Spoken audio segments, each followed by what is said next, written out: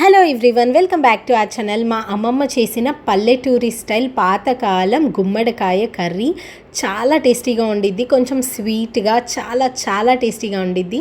ఈ రెసిపీని డెఫినెట్గా ట్రై చేయండి. దీన్ని మనము ఇలా వెనక నుంచి వేసుకొని విరగొట్టుకోవచ్చు, లేదు అంటే జస్ట్ ఒక చాక్తో ఇట్లా నైఫ్తో కట్ చేసేసుకొని లోపల ఉన్న పార్ట్ మొత్తం లైక్ సీడ్స్ అవన్నీ విత్తనాలన్నీ రిమూవ్ చేసేసుకొని ఇలా తీసి పెట్టుకోవాలి. ఇలా గుమ్మడికాయని పగలగొట్టుకున్న తర్వాత ముక్కలుగా కట్ చేసుకోవాలి. మనము కావాలి అంటే వెనక ఉన్న స్కిన్ని రిమూవ్ అయినా చేసుకోవచ్చు, లేకపోతే ఇలా చూపిస్తున్నట్టు మామూలుగా అయినా కట్ చేసేసుకోవచ్చు. ఈ ముక్కని మరీ చిన్న ముక్కలుగా కట్ చేసుకుంటే ముక్క అనేది చిదిరిపోతుంది కూర వండేటప్పుడు. కాబట్టి ఇలా కొంచెం పెద్ద పీసెస్లా కట్ చేసుకుంటే బాగుంటుంది అని చెప్పారు. అండ్ వెనక ఉన్న స్కిన్ని కావాలంటే తీసేసుకోవచ్చు, లేకపోతే ఇలా ఉంచుకున్నా పర్వాలేదు. ఉంటే మనకి హెల్త్ బెనిఫిట్స్ అండ్ అలాగే టేస్ట్ కూడా బాగుంటుంది అని చెప్పారు మా అమ్మమ్మ. కాబట్టి ఈ ముక్కలకి ఉన్న బ్యాక్ సైడ్ స్కిన్ అయితే మేము రిమూవ్ చేయకుండా అట్లానే పెట్టుకున్నాము. బెల్లం వచ్చేసరికి ఇలా దంచుకోవాలి, చిన్న ముక్కల్లాగా కట్ చేసుకోవాలి, లేకపోతే ఇలా చూపిస్తున్నట్టు దంచుకోవచ్చు. లేదు మీ దగ్గర బెల్లం పొడి ఉంటే అదైనా యూస్ చేసుకోవచ్చు. 1 కేజీ గుమ్మడికాయకి ఒక అరకిలో బెల్లం పడుతుంది. మనకి టేస్ట్కి సరిపడినంత చూసి అడ్జస్ట్ చేసుకోవచ్చు. ఎక్కువగా తింటారు అనుకుంటే ఇంకొంచెం ఎక్కువ వేసుకోవచ్చు, లేదు అంటే పర్ఫెక్ట్ మెజర్మెంట్స్ అయితే 1 కేజీ గుమ్మడికాయకి అరకిలో బెల్లం. ప్రాసెస్లోకి వచ్చేసరికి ఒక గిన్నె పెట్టుకొని దాంట్లోకి నూనె వేసుకొని పోపు దినుసులు, 2 ఎండుమిరపకాయ ముక్కలు అండ్ అలానే కట్ చేసి పెట్టుకున్న ఉల్లిపాయ ముక్కలు వేసి వేయించుకోవాలి. దీంట్లోకి కొంచెం మంచి కలర్ రావడం కోసం కొంచెం పసుపు అండ్ అలాగే ముందుగా కట్ చేసి పెట్టుకున్న గుమ్మడికాయ ముక్కలు అన్నీ కూడా దీంట్లోకి వేసేసుకుంటున్నాము. ఇందాక పోపు దినుసులు అని చెప్పాను కదా, పచ్చిశనగపప్పు, ఆవాలు, జీలకర్ర అన్నమాట. సో ఇవన్నీ క్రంచీగా వేగిన తర్వాత ఈ గుమ్మడికాయ ముక్కలు వేసుకొని కొంచెం కారం వేసుకుంటున్నాము. అలాగే టేస్ట్కి సరిపడినంత కల్లుప్పు వేసుకుంటున్నాము. సాల్ట్ కంటే కూడా కల్లుప్పు టేస్ట్ బాగుంటుంది. ఇవి వేసుకున్న తర్వాత ఒకసారి ముక్కలన్నీ ఇలా ఎగరేసుకోవాలి. మీకు ఒకవేళ ఇలా చేయడం రాకపోతే ఒక గరిటెతో కూడా స్లోగా నెమ్మదిగా మిక్స్ చేసుకోవచ్చు అని చెప్పారు. దీన్ని మూత పెట్టేసుకొని ముక్కలు కొంచెం ఉడకడం స్టార్ట్ అయిన తర్వాత లో టు మీడియం ఫ్లేమ్లో పెట్టుకొని బాగా మగ్గించుకోవాలి.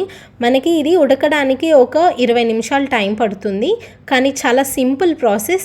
మనం ఇవన్నీ రెడీ చేసుకొని స్టవ్ మీద వేసేస్తే సరిపోతుంది అనమాట. చాలా మంచిగా ఉడికిపోతుంది.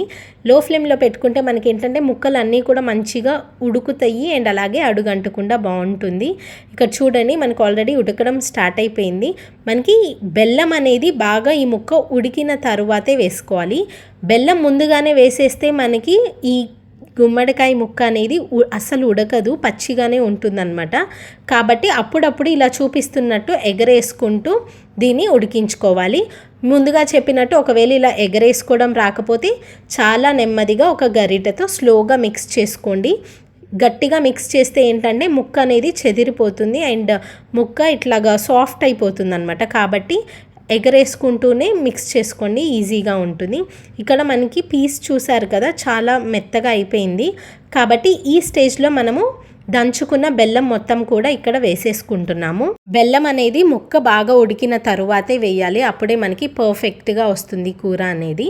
ఇక్కడ మనం ఇట్లా బెల్లం వేసుకున్న తర్వాత చాలా స్లోగా లైట్గా మిక్స్ చేసుకోవాలి. మనకి ఈ బెల్లం ఆ వేడికి మంచిగా కరిగిపోయి అలానే గుమ్మడికాయ ముక్క కూడా మంచిగా పడుతుందన్నమాట. సో ఆ స్వీట్నెస్ అనేది ఆ గుమ్మడికాయ ముక్కలోకి వెళ్ళి టేస్ట్ అనేది చాలా బాగుంటుంది. వన్స్ మనకి బెల్లం అనేది మంచిగా మెల్ట్ అవుతున్నప్పుడు ఇక్కడ చూడండి చాలా వాటర్ వచ్చాయి. సో మనకి నీరు అనేది వచ్చేసింది. ఇట్లాగా ఇప్పుడు ఎగరేయకుండా లైట్గా ఇట్లా గరిటెతోనే మిక్స్ చేసుకోండి, అప్పుడే మనకి ఈజీగా ఉంటుంది. నీళ్ళు ఉంటాయి కాబట్టి ఎగరేయకూడదు. ముందుగా ఎగరేసుకున్నాం కదా, సో అప్పుడు ఎగరేసుకోవాలి, కానీ ఇప్పుడు మాత్రం జస్ట్ గరిటెతోనే ఇట్లా స్లోగా మిక్స్ చేసుకోవాలి. అండ్ ఈ నీరంతా కూడా మనకి మంచిగా ఇనికిపోవాలి, ఆ ముక్కకి అబ్జార్బ్ చేసుకుంటుంది అనమాట. సో ఆ ముక్క మొత్తం ఆ వాటర్ అంతా అబ్జార్బ్ చేసుకొని ఆ ముక్క అనేది చాలా స్వీట్గా టేస్టీగా బాగుంటుంది. ఇలా అకేషనల్గా కలుపుకుంటూ మూత పెట్టేసుకొని మళ్ళీ కొంచెం సేపు ఉడికించుకోవాలి. ఇది లో టు మీడియం ఫ్లేమ్లో పెట్టుకొని బాగా మగ్గించుకుంటే మనకి బాగుంటుంది. ఇక్కడ ఆల్మోస్ట్ మనకి రెడీ అయిపోయింది చూడండి. సో ఈ వాటర్ అనేది కొంచెం ఉండాలన్నమాట, లైట్గా ఉంటే మనకి చపాతీస్లోకి ఆర్ లేదంటే రైస్లో తింటున్నప్పుడు చాలా బాగుంటుంది. సో స్టవ్ ఆఫ్ చేసేసుకొని ఈ స్టేజ్లో దించేసుకుంటే సరిపోతుంది. ఈ పాతకాలం గుమ్మడికాయ తీపి కూరని మనము చపాతీస్లో తినచ్చు, లేదంటే మామూలు అన్నంలో కూడా తినేయచ్చు. చాలా బాగుంటుంది. డెఫినెట్గా ఒకసారి మా అమ్మమ్మ స్టైల్లో చేసిన గుమ్మడికాయ తీపి కూరని డెఫినెట్గా ట్రై చేయండి. I hope you like this video. Thank you so much for watching this video. Please subscribe.